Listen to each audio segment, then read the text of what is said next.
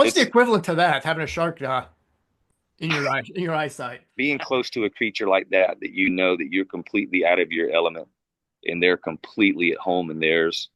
Um, yeah, it's a pretty terrifying feeling, I'll be honest.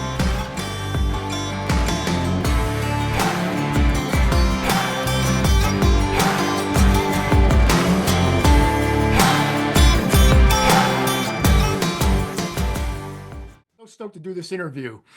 I've been doing like a lot of country artists for the last year or so.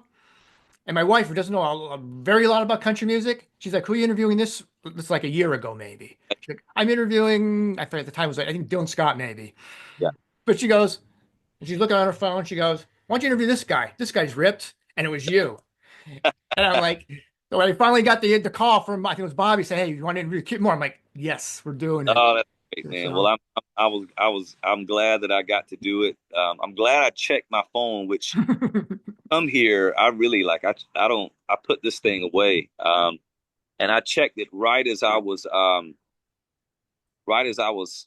you know, about to walk out to the beach. I'd already left the house and I had my phone in this little compartment and it was like, yeah, you got to interview. And I was like, well, I don't have any clothes. I don't, but we'll figure out a way to make I it think work. it was one. I think one of your podcasts. It was.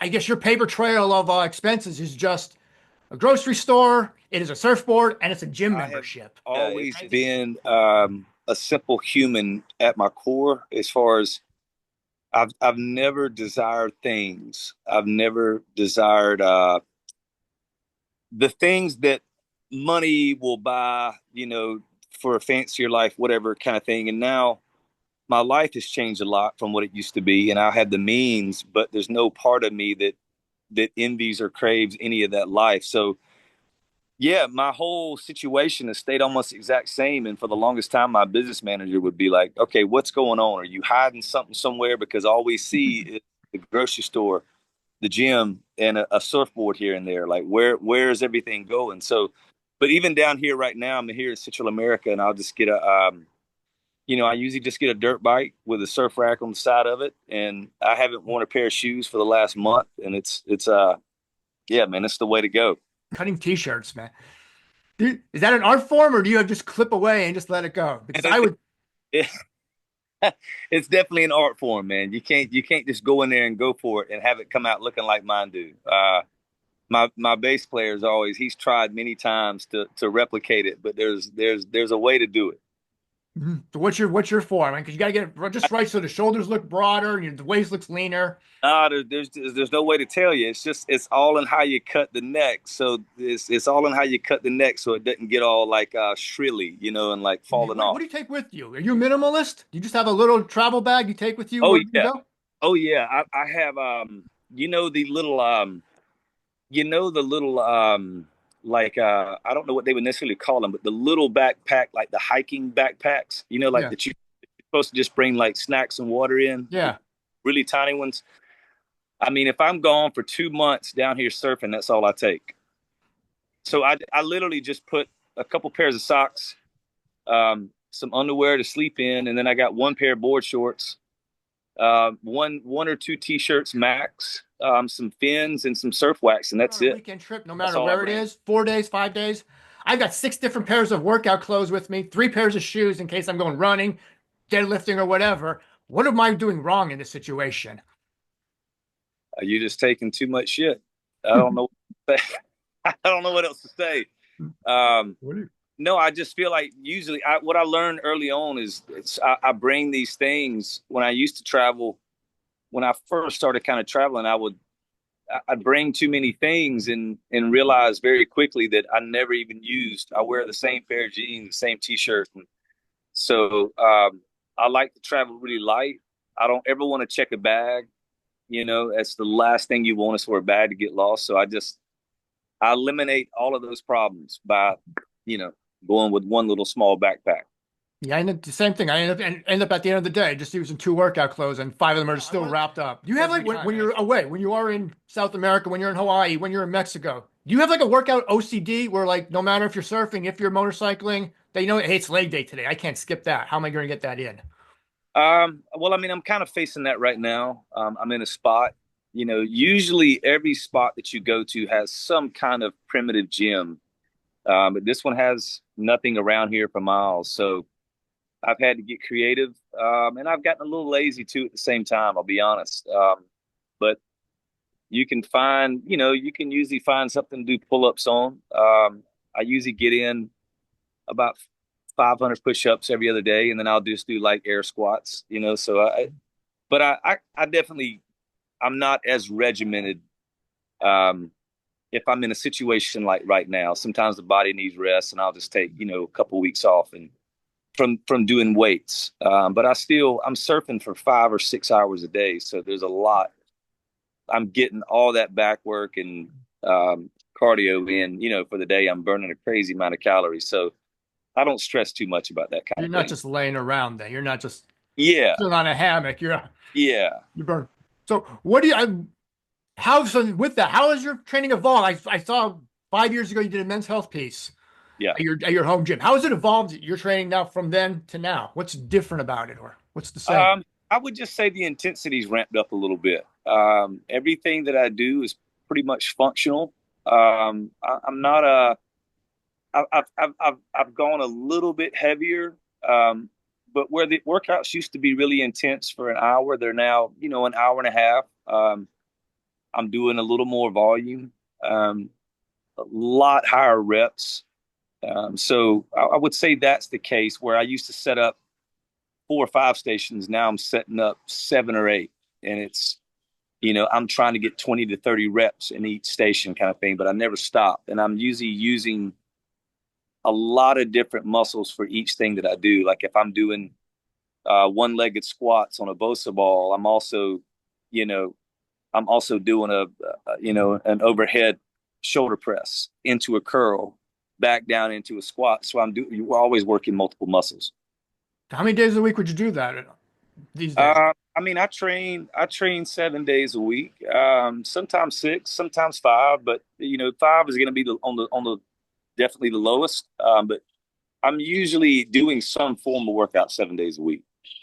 What when you're away all the time? What's I guess the craziest thing you've had to improvise? Like you said today, there's nothing around you. Like how if today you're improvising with push-ups, what's some of the craziest thing you've done over the course of time? I mean, I'll find a big stone, and I can just kind of guesstimate, what it weighs. I'm trying to look usually for like a 35, 40 pounder where I can do curls with it, where I can go into overhead press, where I can go into squats with it. I mean, I've gotten pretty creative through the years because you have to around these places because a lot of times you run into a buzzsaw like right now where there's no gym for miles. So yeah, I can find a branch usually that's perpendicular, and I can get a lot of um, back stuff in with that. But there's so many ways to improvise. So many ways to improvise. I'm, if I listen correctly, if you don't own a computer right now, you I, don't, I haven't owned a computer since probably 2010, 11. and the phone is still a little on the older side. What's that now? The cell phone is still on the older side as well. Thing's still cooking from 2015. It looks like a dinosaur, man. Nice. When you keep your workouts still the same, are you strictly old school barbells, kettlebells? Do you add stuff like heart rate monitors or Whoop or Oh, anything like? I don't. I've never counted my steps or counted my macros or counted. I've never. Nothing wrong with it. It's just never been my thing. I'm always just experimenting with my own body and trying to push it. As hard as I can. And all I've ever really cared about more than anything is staying functional. I never want to get bulky to where I can't do the athletic things that I want to do. I rock climb, I surf, I do things that you have to maintain a lot of flexibility. So everything for me is functional. So I don't really care about, all I care about is how I feel. I don't care about, okay, well, today I burned this many calories. What I don't, all I care about is how I feel. Well, how does that carry over to stage performance? Oh, it's crucial. It's everything. When I'm rested, which is really hard to be on the road. When I'm rested, when I'm training, I mean, my shows usually go for, if I'm headlining, which is most of, that's usually what I'm doing. I'm usually headlining about 80 to 90 shows a year. Um, and the sets are anywhere from 2.5 to 3 hours, and they are full bore. I mean, all the way from start to finish. So it's intense. So, I mean, even the stamina with breathing and singing, from me training and my lung capacity, that kind of thing, I can feel it. If I've been vacationing in these places, or um, if there's been too many things to smoke on and drink on and this and that, and I hadn't been training like normal, I can tell that that the engine, it runs hot and it runs a little shorter, if that's the case. So it's super crucial for when I'm doing like a 90 show to 100 show tour. What's the first to go on you when it's a 2 hour concert and you haven't been training when you haven't been training as intense as you normally do? Or did you start to fatigue a little bit? It's a toward what part of the show are you like, I'm fatiguing a little bit, my voice may be going? What starts to break down on a body, on a Yeah. body? I mean, this is the first thing. This is the first thing, because it's a muscle, so it's the same as, if I was doing chest every single day, that that's no good for your chest. It's going to break down. So if I don't rest this, um, and I hadn't been training, I'm tired from the road. I've been doing no workout. That's the first thing that's going to break down. Hmm. Um, and I can mainly feel um, the fatigue in my breath if I haven't been training and getting sleep.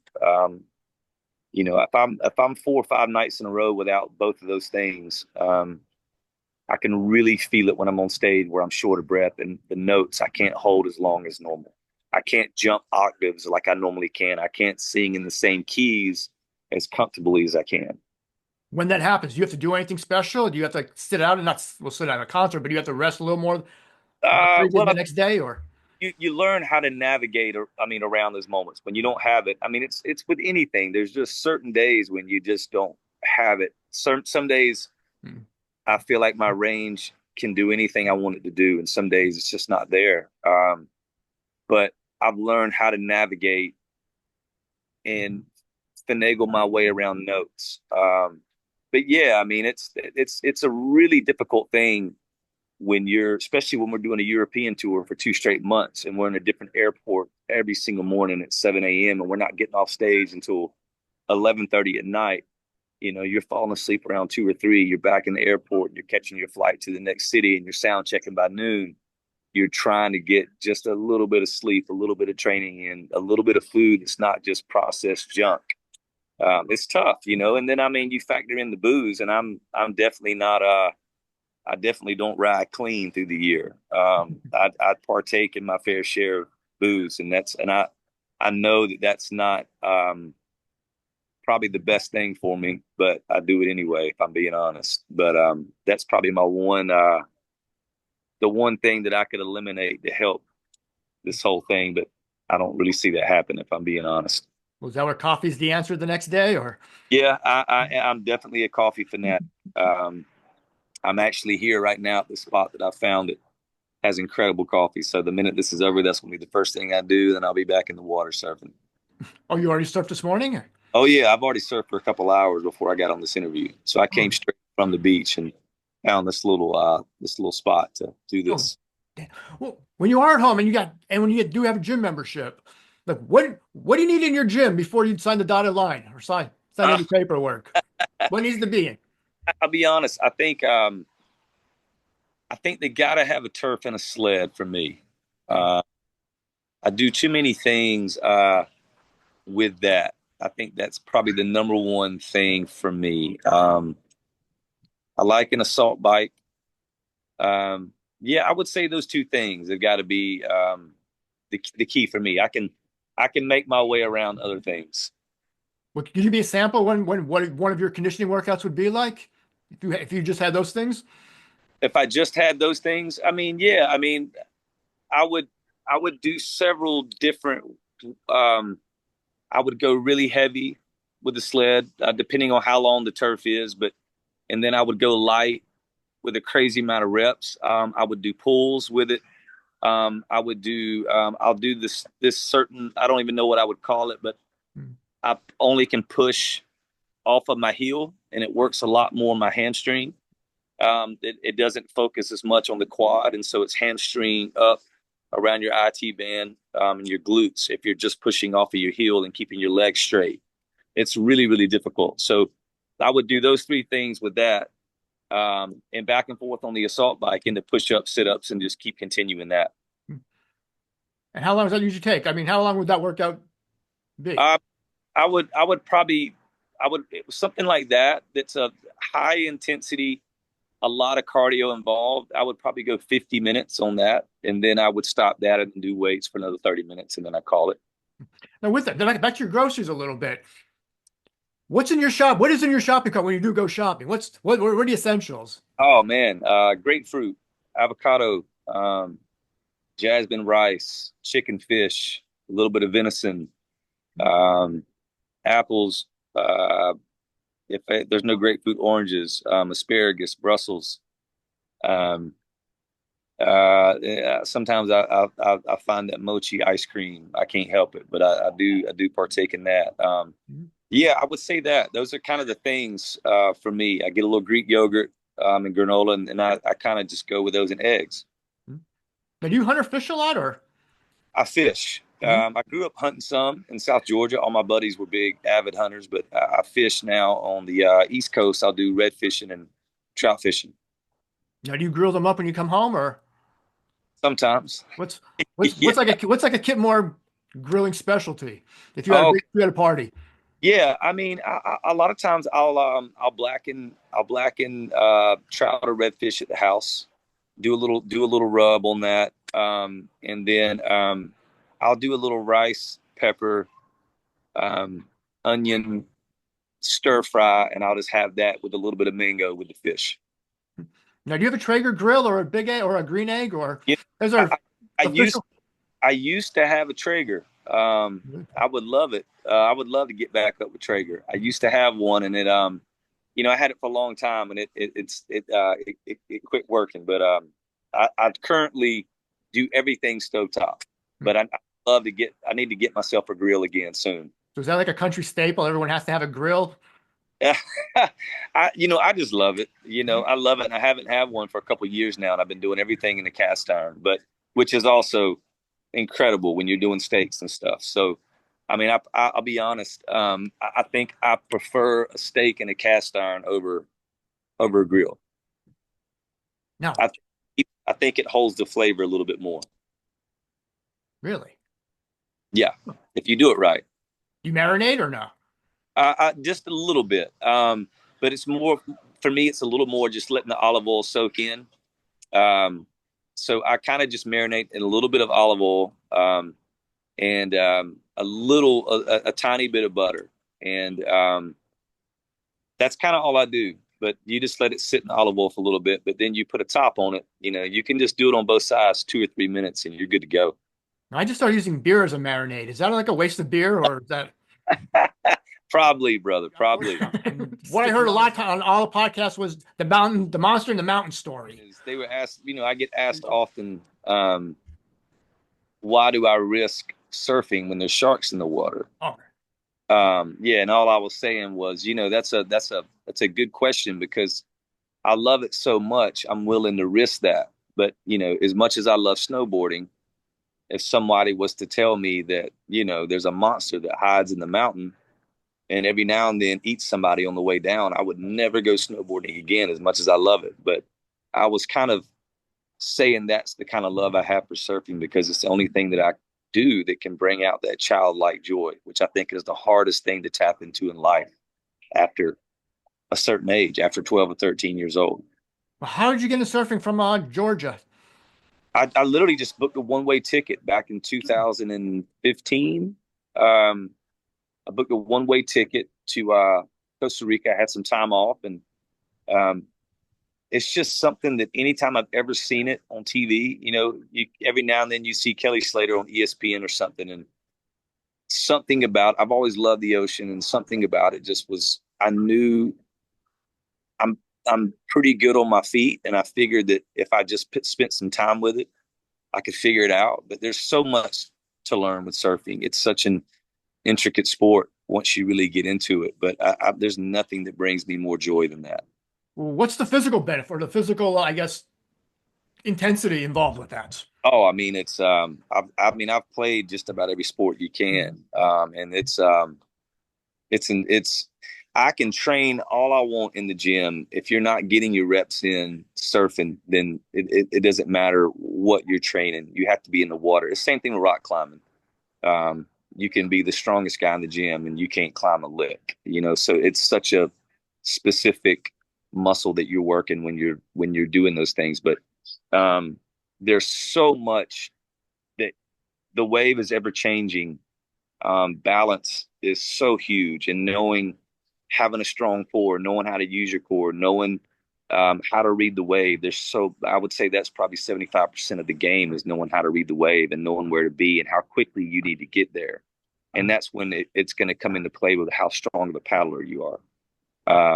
Because other people are trying to get there first in that position. So there's so much that goes into it. There's so much mental that goes into it when you're on a double overhead wave and you're on a 2 foot reef where that you could really get messed up if you wipe out. There's such a mental game that goes with that, which I love. I played basketball and golf in college, but basketball was one of those things where skill just kind of takes over very often.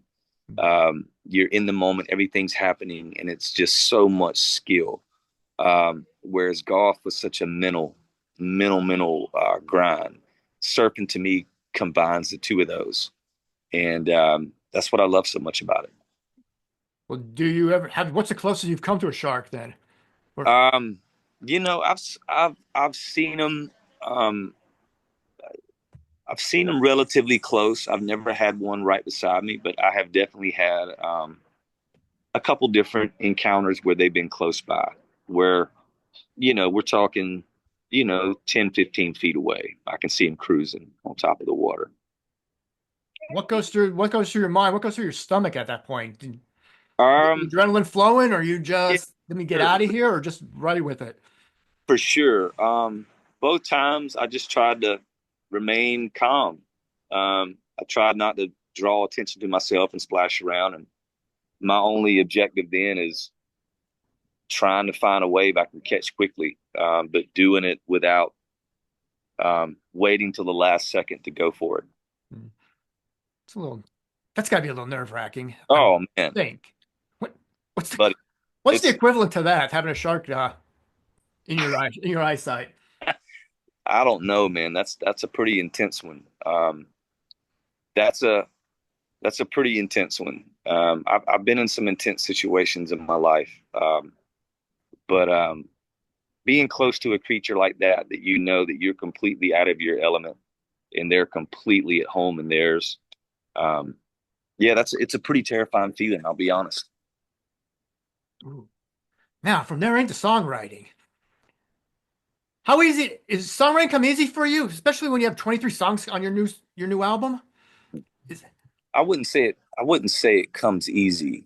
I work really hard at that craft. I write every single morning. I wake up, it's the first thing I do. It's a cathartic process for me. It's a purging. I hear stuff in my head all day, arrangements, lyrics.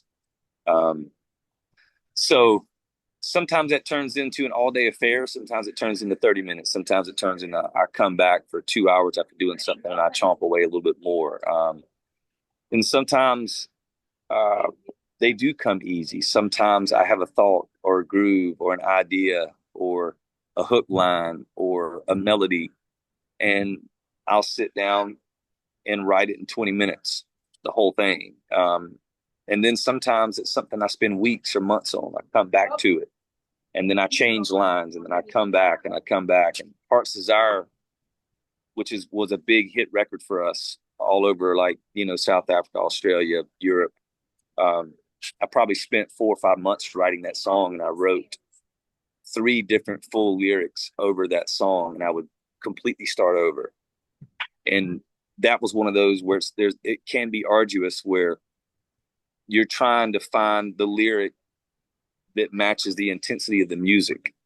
And if those two are not linked up together, it can be a difficult puzzle piece. And you're also just trying to stay honest with whatever convictions that you got. So you're trying to do something that's not contrived. So some days it comes easier than others. Okay, maybe easy wasn't the right word, but the right Yeah. phrase. But it's a perfect transition. Or I always ask every country artist I ever ask or talk to, when do you know when a song is complete?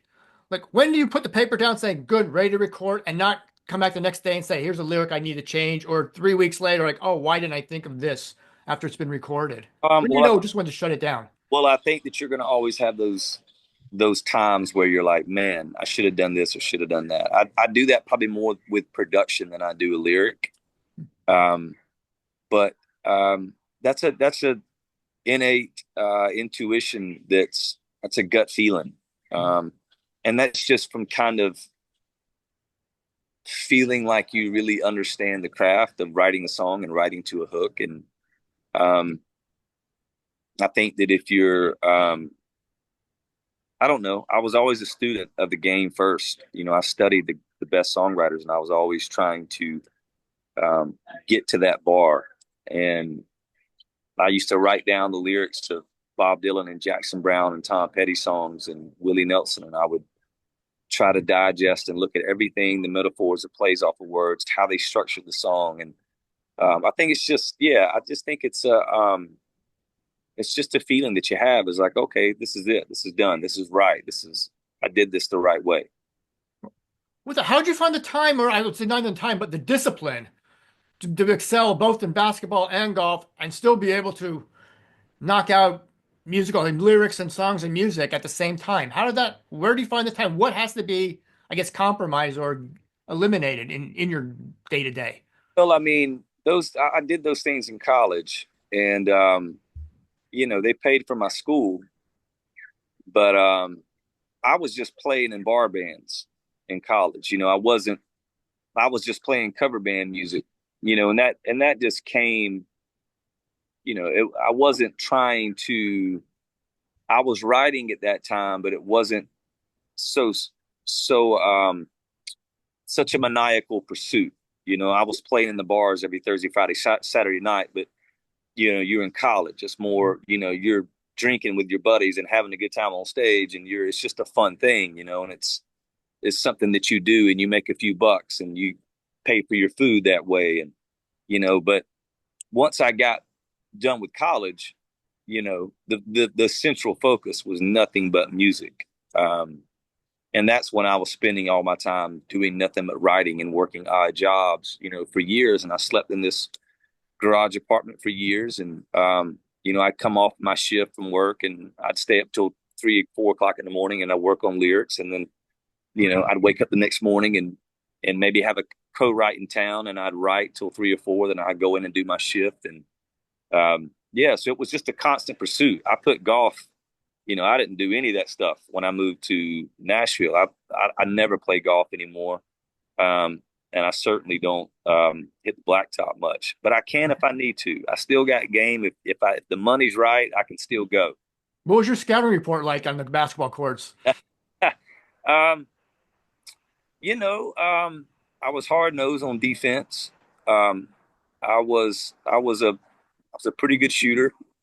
Um, and it was, if you got too close, I was definitely going to try to go around and use penetrating to create passing angles. And I wasn't a high flyer. I had decent hops.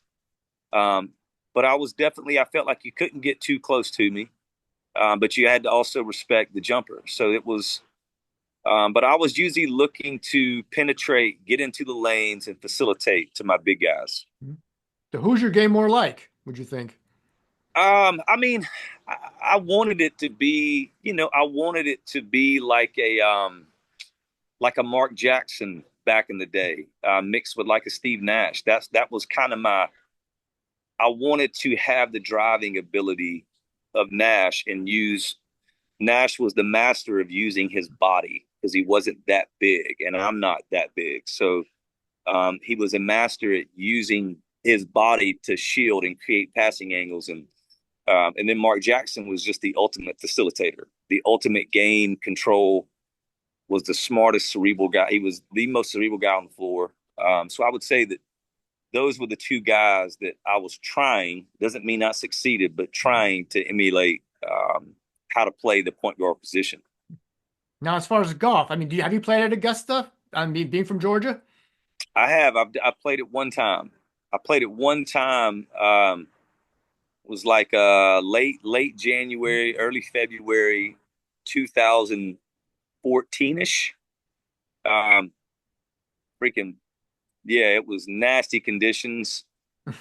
Um, not the kind of conditions you want to play Augusta on for the first time, but it was, man, what an experience it was. What a beautiful, beautiful, beautiful track. You have no idea how much undulation is on those greens until you're up close and personal. I mean, is that like a college golfer's, I guess, dream course, or that's something I can't wait. I really want to play Augusta back then. I think it's any golfer's dream course. I mean, Augusta National is, it's that's one of the meccas of golf. So, um, yeah, I think anybody's going to want to play that track that has ever touched a golf club. I got one or two more questions. I know you got to get back on the water. So Yeah. the one question I did want, I'm doing some research, and saw one of it said that you were offered right out of college, offered a sales job, and you turned it down to pursue music. Yeah, I mean, I was offered a couple different jobs early on in the pursuit that would have taken all of my time, but they would have paid really well. And I had to make up my mind. I had to make up my mind what it is that I moved to Nashville to do, and I had to draw a line in the sand with not letting. And I've always tried to live by this creed: is not letting money be my god, um, because the carrot will always be there, And I've tried to, I'm not foolish by any means to know that we're all trying to make a living, and I definitely wanted to be able to do that, to provide for myself and provide for a future family and those things. But um, you know, money can, the quick buck can lure you from trying to do something that you really feel strongly about. And I felt really strongly about the chance that if I truly invested all of my energy and time into this, and I truly gave it every piece of me, I felt like the odds were still low, but there was a chance.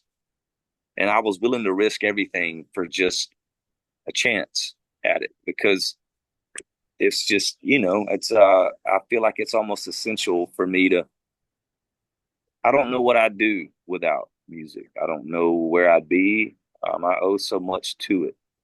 It's just been my lifeline for as long as I can remember. So